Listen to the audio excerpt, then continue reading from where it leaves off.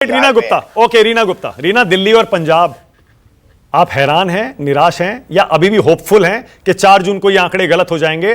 पंजाब में आपको सिर्फ 2 सीटें आ रही हैं और बाकी सीटें बीजेपी और कांग्रेस ले जा रहे हैं, और दिल्ली में आपको और कांग्रेस को मिलाकर सिर्फ 1। मानक, हम निराश क्यों होंगे? हम तो कॉन्फिडेंट हैं, हम कॉन्फिडेंट हैं। अभी इंडिया गठबंधन की मीटिंग हुई जिसमें सारे हमारे शीर्ष नेता मिले और सबने मिलके जो टोटल किया, इंडिया गठबंधन की 295 सीट्स आने वाली हैं।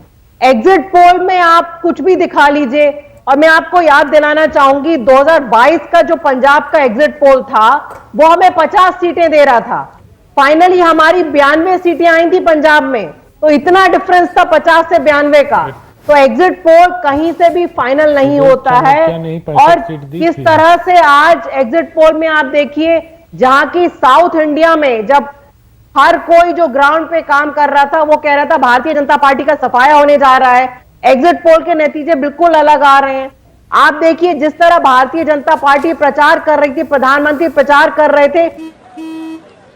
चल, हो जा शुरू।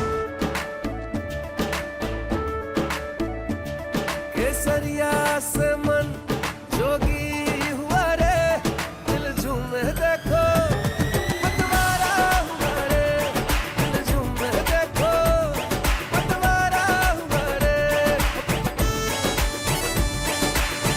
हर पल मनाओ केसरी त्योहार।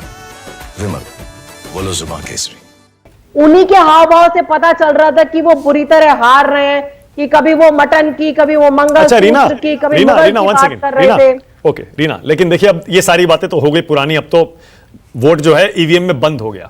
अगर ये आंकड़े सही हो गए रीना, मान लीजिए, और अगर आप मान भी लेंगी तो आपका कोई नुकसान नहीं है, क्योंकि वोटिंग अब बची नहीं है, खत्म हो चुकी है, और असेंबली इलेक्शन अभी नहीं है दिल्ली और पंजाब में।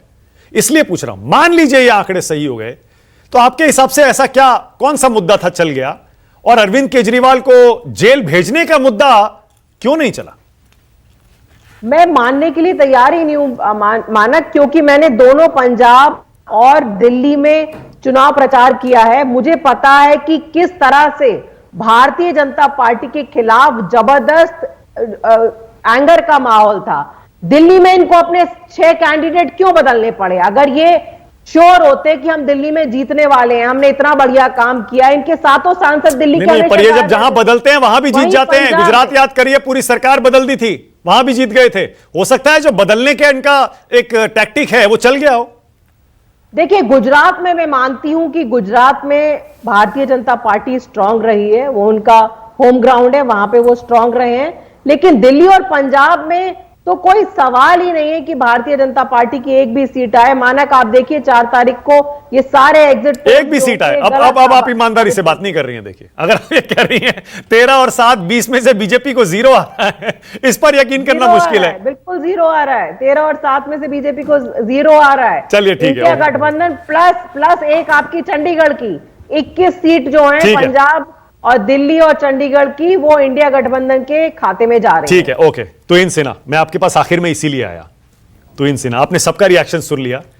अब मुझे सबसे पहले ये बताइए, इन सबकी बोलतियां बंद तो नहीं कर देंगे, और मीडिया की भी, अगर इतना बड़ा बहुमत आ गया तो? यही बहस चल रही थी थोड़ी देर पहले स्टूडियो में। पिछले 3 महीने से ये लोग रट लगा रहे हैं कि लोकतंत्र को बचाने की लड़ाई है, तो मेरे ख्याल से आज इन्हें भी मान लेना चाहिए कि जनता ने मत बना लिया है कि लोकतंत्र को मजबूत करने के लिए इनको हराना बहुत जरूरी है।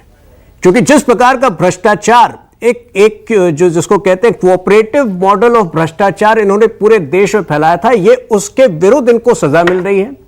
दूसरी बात, जिस प्रकार से ममता बनर्जी ने हिंसात्मक रूप से जो हिंसा का परिचय आज भी दिया है बंगाल में, हर वक्त देती आई है चुनाव के दौरान, और जिस प्रकार से संदेश खाली में जिस प्रकार से उन्होंने एक मुजरिम को प्रोटेक्ट करने की कोशिश की थी, विपक्ष मानता, ये देश मानता है कि ये विपक्ष जो है लोकतंत्र के लिए खतरा है।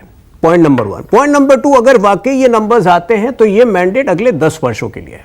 क्योंकि आप देख रहे हैं कि जो नए राज्यों में जहां पर दक्षिण में जो बढ़त हमें मिल रही है, तमिलनाडु में आप 10 सीटें दे रहे हैं, केरल में 4 सीटें दे रहे हैं, तो आप सोच सकते हैं कि 2029 में एक स्वीप जो है वहां पर अपेक्षित हो सकता है। अच्छा हुआ आपने ये बता दिया कि 29 में स्वीप होगा, वरना मैं ये समझा कि शायद अगला चुनाव होगा ही नहीं। हम तो 10 साल आपने कहा, 10 साल का मैंडेट है। नहीं, अब मैंने आप कहा, ये आम तो आदमी इशारा पार्टी नहीं की कर तरफ रहे कि बात चुनाव होगा ही नहीं अगली बार, होगा ना? अब आप विपक्ष की तरफ बात कर रहे मैं हैं। सवाल पे तो मैं तो आपसे सवाल पूछ रहा हूं, क्योंकि विपक्ष का आरोप है अभी चुनाव 4 नहीं महीने में होगा, चुनाव आखिरी होंगे, अभी 4 महीने में महाराष्ट्र में चुनाव होने हैं, हरियाणा में चुनाव होने हैं, 6 महीने में झारखंड में होने हैं, 8 महीने में दिल्ली में होने हैं, तो अभी तो चुनाव ही चुनाव चुनाव लगने सारे हैं। होंगे ना? सब सब की बात है। कोई शक? दोबारा बोल दीजिए, हौसला हो जाएगा।